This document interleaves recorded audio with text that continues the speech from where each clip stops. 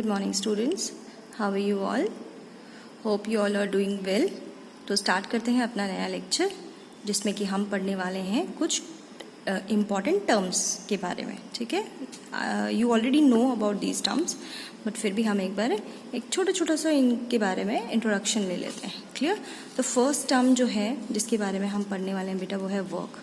Work as you know कि जब भी कोई एक्सटर्नल फोर्स एक्ट करता है किसी पार्टिकल के ऊपर और उसकी वजह से जो डिस्प्लेसमेंट होता है, ठीक है ना, तो हम बोलते हैं वहाँ पे एक वर्क जो है वो कंप्लीट हुआ है और उस वर्क डन को हम इस इक्वेशन के थ्रू जो है डिफाइन कर सकते हैं. ठीक है, dW is equals to F.ds या फिर हम इसको लिख सकते हैं F.dr.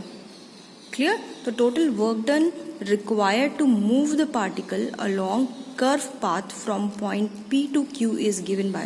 अगर हमें दिया हुआ है एक पाथ दिया हुआ है, कोई भी एक पाथ दिया हुआ है कहाँ से कहाँ तक, P से Q तक, अगर हमें टोटल वर्क डन निकालना है कि उस पार्टिकल को P पॉइंट से लेके Q पॉइंट तक जाने के लिए कितना वर्क डन करना पड़ा, तो वो हम कैसे डिफाइन कर सकते हैं? इस इक्वेशन के थ्रू. क्लियर? उसका हम इंटीग्रेट कर देंगे from P to Q. F.ds is the work done, जो हमारा स्मॉल वर्क डन होता है. ठीक है, कंप्लीट वर्क डन के लिए हम उसको इंटीग्रेट कर देंगे. ठीक है ना. Now next term is energy. Energy क्या होता है बेटा, ये सबको पता है. ठीक है, वैसे तो मुझे बताने की ज़रूरत नहीं है, लेकिन स्टिल हम लोग इसको रिकॉल कर लेते हैं. तो energy is defined as the capacity of doing work. Clear?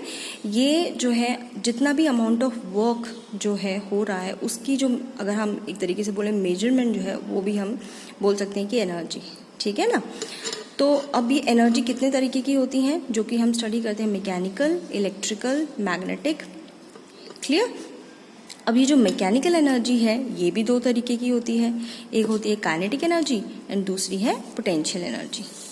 ठीक है, तो नाउ काइनेटिक एनर्जी देखते हैं. काइनेटिक एनर्जी बेटा, जब भी कोई मोशन होगा किसी भी पार्टिकल में तो वहाँ पे वो काइनेटिक एनर्जी को एग्जिस्ट करेगा. ठीक है, और काइनेटिक एनर्जी हम, ये इक्वेशन है काइनेटिक एनर्जी की, half mv², where m is the mass of that object and v is the velocity of that object. Clear? Now potential energy भी हम पढ़ेंगे. ठीक है ना. वैसे आपको पता है कि जब भी हाइट पे कोई ऑब्जेक्ट होता है तो वहाँ पे उसके अंदर जो है, और स्टेशनरी है तो वहाँ पे पोटेंशियल एनर्जी एग्जिस्ट होती है. क्लियर? बट उसको स्टडी करेंगे अभी हम, लेकिन पहले हम उससे पहले वर्क एनर्जी थ्योरम देख लेते हैं. ठीक है, वर्क एनर्जी थ्योरम क्या बोलता है बेटा कि किसी भी पार्टिकल पे जो वर्क है is equal to change in kinetic energy, यानी कि कितना उसकी काइनेटिक एनर्जी में चेंज हुआ, अगर हम वो निकाल लें तो वही जो है इक्वल्स टू रहेगा किसके, जितना टोटल वर्क डन वहाँ पे हुआ है. क्लियर? देखते हैं कैसे. अब हमें पता है वर्क डन जो होता है वो क्या होता है, integration of F.ds. Clear? F.ds क्या है? स्मॉल वर्क डन जो वहाँ पे अप्लाई हो रहा है. ठीक है. फोर्स क्या होता है? Mass into acceleration. और एक्सेलरेशन को हम कैसे लिख सकते हैं? Rate of change of velocity with respect to time. Clear? और समझ में आ गया ना. तो यहाँ पे हमने क्या किया, dv को हम बाहर ले गए और हमने लिख दिया ds/dt. क्लियर? अब ds/dt क्या है? Rate of change of displacement which is known as velocity. तो हम इसको लिख सकते हैं, मास तो क्योंकि कांस्टेंट है तो वो तो इंटीग्रेशन के बाहर ही आ गया. इंटीग्रेशन के अंदर क्या रहेगा, जो हमारा वेलोसिटी है .dv, इसको इंटीग्रेट कर दो तो मेरे पास क्या आ गया, v²/2. ठीक है. यहाँ पे अगर मैं बोलूँ कि मेरी जो वेलोसिटी है वो इनिशियल वेलोसिटी से फाइनल वेलोसिटी तक वेरी कर रही है, तो मेरी लिमिट्स क्या हो जाएंगी, इनिशियल टू फाइनल वेलोसिटी. वही हमने यहाँ पे अप्लाई किया और मेरे पास जो रेट चेंज आया वो क्या आ गया, half mv² minus half mu². अब ये जो है इसको हम मान लेते हैं फाइनल काइनेटिक एनर्जी, इसको मान लेते हैं इनिशियल काइनेटिक एनर्जी, और दोनों का डिफरेंस क्या हो गया, change in kinetic energy which is equals to work. यही तो था वर्क एनर्जी थ्योरम.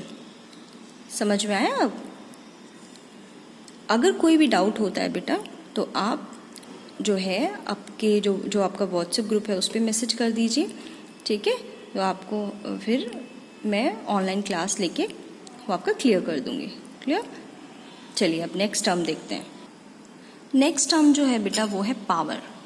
पावर भी आपने पढ़ा हुआ है, पता है ना सभी को.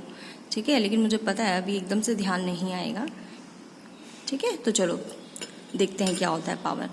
जो भी आप वर्क कर रहे हो ना, ठीक है, वो कितने टाइम में कर रहे हो, वो जो रेट चेंज होता है उसको हम बोलते हैं पावर। यानी कि वर्क डन, जितना भी वर्क डन किया आपने उसका रेट कितना है, यानी कि कितना वर्क डन किया आपने, तो उसको मेजर कैसे करेंगे कि हमने कितने टाइम में कितना वर्क किया है, ठीक है ना।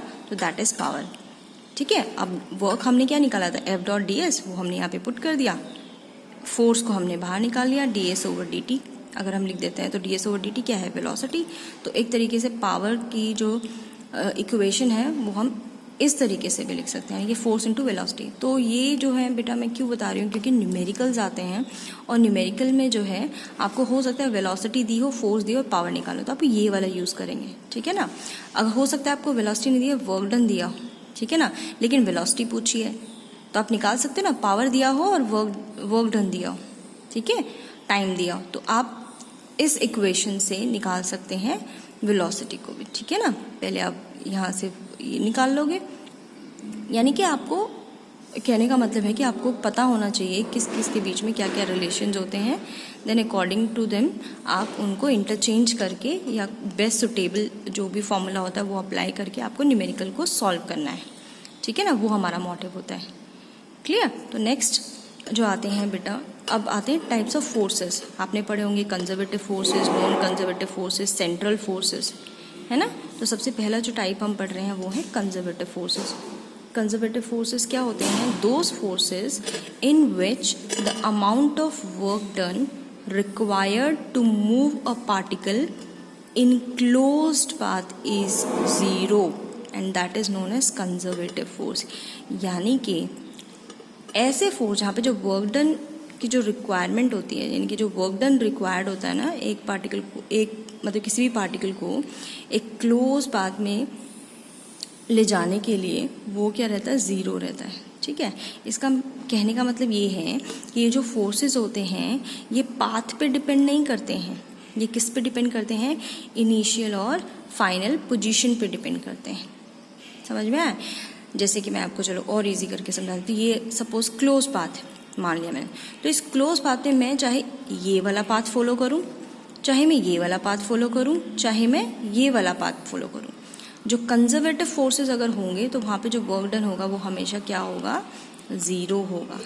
क्लियर, समझ में आ गया, क्लियर है ना। यानी कि ये इक्वल है तीनों का, और ये किसके इक्वल आ जाएगा, it will be equals to zero. Clear ना। और इसके एग्जाम्पल क्या क्या हैं बेटा, electrostatic forces, magnetic forces, elastic forces and gravitational forces. Clear. तो आज आप यहीं तक एक बार रिवाइज करो, ठीक है। कल हम इससे आगे जो एक दो टर्म्स और बची हुई हैं वो कंप्लीट करेंगे, देन उसके बाद फिर हम कंजर्वेटिव लॉज को स्टडी करेंगे, ठीक है। तो यहाँ तक आपका क्लियर होना चाहिए। जब नेक्स्ट लेक्चर के लिए हम करेंगे तो ये चीज़ आपको क्लियर होनी चाहिए, तभी आप आगे समझ पाओगे। Okay, take care.